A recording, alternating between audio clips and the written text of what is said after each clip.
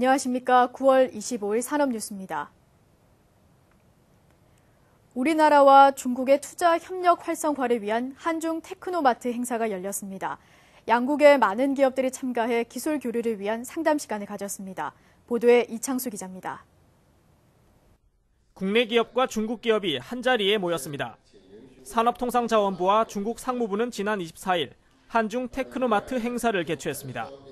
중국 진출을 희망하는 기업들에게 기회를 제공하고 진출을 지원하기 위해서입니다. 이러한 만남을 통해서 구체적으로 어떤 기술을 서로 협력할 수 있겠는지 확인하고 또 파트너를 누가 되는지 또 찾아가는 그러한 귀한 장이 된다고 봐서 실질적인 기업에 도움이 되고 있다 이렇게 판단을 하고 있습니다. 이날 중국 최대 반도체 디스플레이 기업인 BOE는 우리 기업들에게 여러 가지 사업 분야에 대해 설명했습니다. 디스플레이뿐 아니라 다양한 분야에서 국내 기업과 협력하겠다는 계획입니다. LCD라는 이 산업이 한국이 비록 앞서가고는 있지만 중국 기업들도 빠른 속도로 따라가고 있기 때문에 서로 상호 보완하면서 앞으로 더 많이 비즈니스를 발전시키도록 해나갈 계획입니다. 우리나라 기업들도 76개사가 참가해 제품 수출은 물론 기술 교류나 공동 연구 등을 위한 상담의 시간을 가졌습니다. 특히 중소기업들은 이번 상담회를 중국 진출의 교두보로 삼겠다는 목표입니다. 디스플레이 검사 솔루션은 특정한 분야의 검사 솔루션이기 때문에 시장에 매우 협소한 상태입니다. 그래서 좀 더 다양한 분야로 사업의 다각화를 위해서 저희가 다양한 회사들, 중국 회사들과 다양한 협력 관계를 모색하기 위해서 현재 참석 중입니다. 우리나라 최대 교역국인 중국은 이제 상품이나 서비스 무역뿐만 아니라 기술 개발에 있어서도 중요한 파트너로 성장했습니다.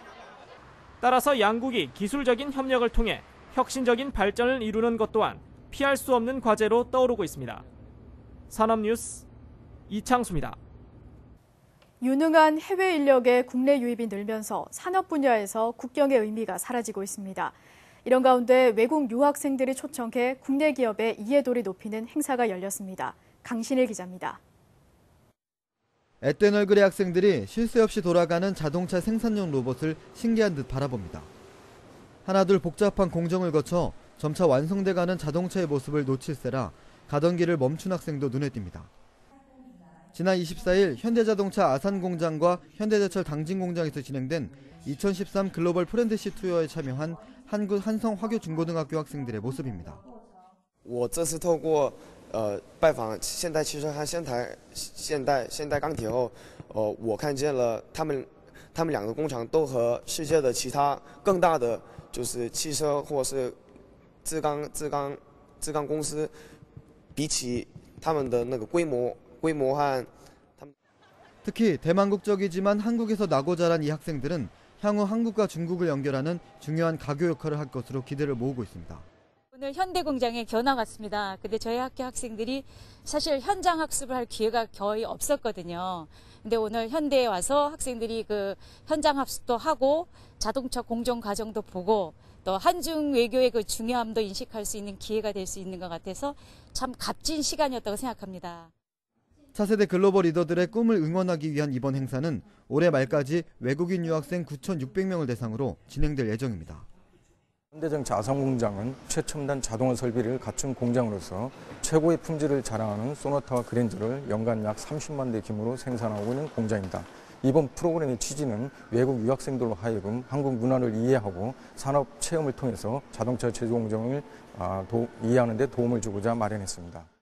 국내 여러 기업들이 세계 시장으로 뻗어나가고 있는 지금 차세대 리더들에 대한 투자는 곧 미래를 위한 투자입니다. 산업뉴스 강신일입니다. 지난 24일 한국기술센터에서는 제6차 산업기술혁신계획의 두 번째 공청회가 열렸습니다. 이날 공청회는 산업 중심의 인재를 양성하고 새로운 기술 문화의 진흥과 조성을 위한 의견을 수렴하기 위해 개최됐습니다. 우선 기술 인재 양성을 위한 분과에서는 전략 산업별로 인재 양성과 공급을 확대하고 저출산 고령화에 대응한 인적 자원 활용 방안 등 세계 전략 8개 과제를 제안했습니다. 기술문화 조성 분과에서는 기술문화 클러스터를 구축하고 온 국민이 산업기술 콘텐츠를 즐길 수 있도록 하는 산업기술 미디어 방송 등 세계 전략 10개 과제를 추진하겠다고 밝혔습니다. 한국무협보험공사는 지난 24일 서울 웨스턴 조선 호텔에서 수출 강소기업 육성을 위한 글로벌 성장 사다리 발대식을 열었습니다. 글로벌 성장 사다리는 수출 기업을 성장 단계별로 나눠 무역보험과 지원 서비스를 융합 맞춤형으로 제공하는 프로그램입니다. 사업에 선정된 174개 업체에서는 최장 18년간 수출자금 대출 보증 한도 우대, 수출대금 미회수 보상 한도 우대 등의 지원이 제공됩니다. 이날 행사에는 김재용 산업통상자원부 차관과 조계룡 무역보험공사 사장을 비롯한 주요 관계자들이 참석해 프로그램에 대한 비전과 향후 계획을 밝혔습니다. 계속해서 주요 산업단신입니다. 산업통상자원부는 제3차 무역투자진흥회의에서 산업단지 경쟁력 강화 방안을 보고했습니다. 이를 위해 산업부는 노후 산업단지 리모델링을 통해 산업단지를 청년층이 선호하는 창의 융합 공간으로 재편하기로 했습니다. 미래창조과학부는 25일부터 기초 원천 연구 성과 정보 시스템 성과마루 서비스를 실시합니다. 성과마루는 이용자가 특정 검색어를 모르더라도 내비게이션 기능을 통해 원하는 정보와 활용 가능한 성과 정보에 쉽게 접근할 수 있습니다. 정부가 중소기업의 기술을 유용하는 대기업의 관행을 뿌리 뽑기 위해 기술보호 강화 대책을 정비하기로 했습니다. 이에 따라 공정거래위원회는 11월까지 하도급법 시행 영상의 관련 규정을 강화할 계획입니다. 제4회 국립과천과학관 국제 SF 영상축제가 개막했습니다. 29일까지 열리는 이번 축제는 SF 영상존과 전시존, 체험존, 이벤트 등 다양한 행사로 구성됐습니다. 산업의 글로벌화가 가속화되면서 글로벌 인재에 대한 중요성이 커지고 있는데요. 뛰어난 글로벌 인재를 발굴하는 것도 기업의 성장 동력이 될 수 있습니다. 이상으로 산업뉴스 마칩니다. 고맙습니다.